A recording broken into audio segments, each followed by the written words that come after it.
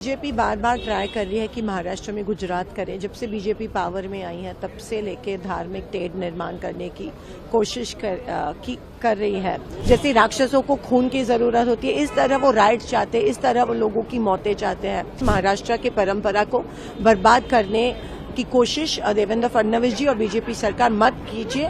नागपुर में हुई हिंसा के बाद विरोधी पार्टियां लगातार सत्ताधारी बीजेपी को निशाना बनाने का काम कर रही हैं। आपको बता दें कि जहां पर इस हिंसा को लेकर शिवसेना की तरफ से, शिवसेना यूबीटी की तरफ से कई सारे आरोप बीजेपी पर लगाए गए। आदित्य ठाकरे ने इस पूरे मामले में बयान देते हुए कहा था कि बीजेपी महाराष्ट्र को मणिपुर बनाना चाहती है, तो वहीं अब कांग्रेस की एमपी परिणीति शिंदे ने बीजेपी पर बड़ा हमला किया है।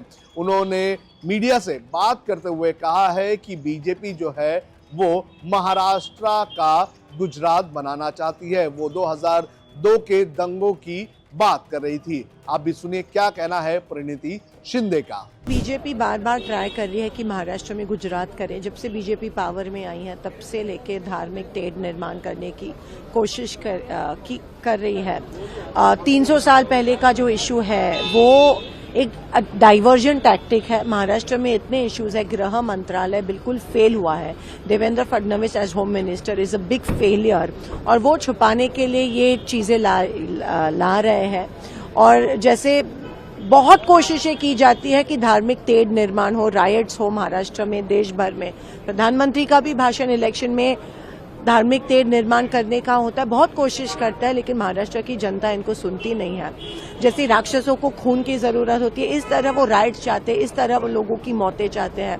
जबकि महाराष्ट्र में बदलापुर जैसे इंसिडेंट्स हो रहे हैं, संतोष देशमुख जैसे सरपंचों को मारा जा रहा है, महिलाओं को, दलितों के ऊपर अत्याचार हो रहा है।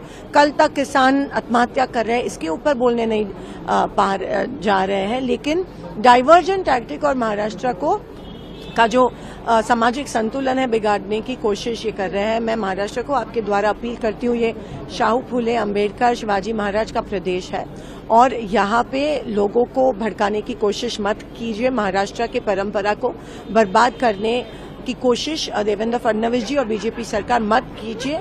मैं आपसे विनती करती हूँ, जबकि देश भर में और महाराष्ट्र में इतने सारे प्रॉब्लम्स होने के बावजूद उस पे हमारी जनता आपसे उत्तर मांग रही है, जवाब मांग रही है, और आप अटेंशन डाइवर्ट कर रहे हो।